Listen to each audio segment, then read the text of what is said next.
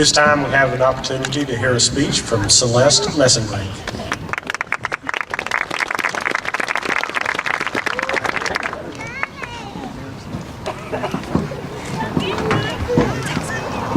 I would like to start by thanking the administration and staff for the opportunity to speak in front of the graduates, family, and friends that surround us here this evening.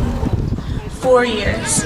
It was 4 years ago that our class walked into Prairie Grove High as timid freshmen to embark on an adventure that we won't forget. Even though our time here was nothing like the Nickelodeon TV show Zoe 101, we all created lasting memories that will stay with us as we go throughout our lives. If there is one thing I know for sure in this entire world, it's that this senior class is extremely gifted.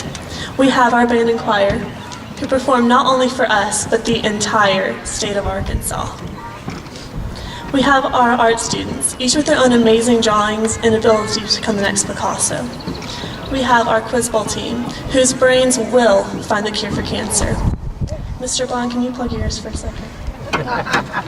Plug your ears. The entire senior class would like me to take this moment to thank the quiz bowl team for their answers, since Google can sometimes be blocked. Thank you. We have our computer scientists who can help us when someone decides to flip our computer screen upside down or change our background to a different picture. We have our FFA students who know just about everything about animals, and I do mean everything. We have all of our sports teams who year after year succeed to bring us the best competition in 4A sports. I can confidently state that as a whole, some of our best memories of Prairie Grove High has been spent in one or more of these organizations. For many of us, we will never forget those Friday nights. The boys tying their shoes, warming up on the field. The band and choir, practicing to be perfect. The student sections, picking out themes accordingly and not being afraid to look like complete fools. And in case anyone was wondering about that baby powder, don't throw it up in the air, please. Seeing everyone at Battlefield Park looking absolutely gorgeous, going out to eat, and then coming back again for a fantastic night of dancing.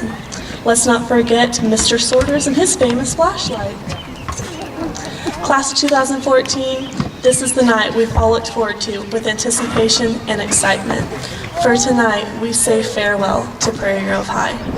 Helen Keller once said, "When one door shuts, another door opens." Tonight, our time as students of Prairie Grove High is closing, but the door to our future is opening. It is eagerly awaiting this talented group of teenagers. Over the years, the faculty has prepared us to walk through this door with anticipation, confidence, and an education that is second for none.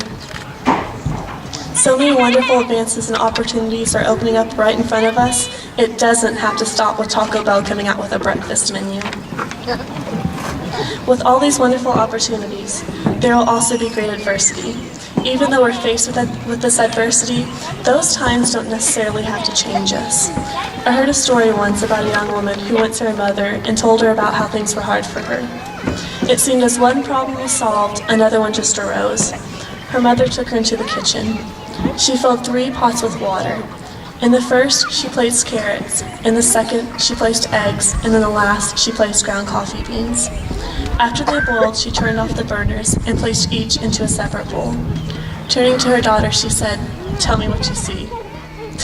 "Carrot, eggs, and coffee, Mom." Her mother brought her closer and asked her to flip the carrots. She did, and know that they were soft. The mother then asked her daughter to take an egg and break it.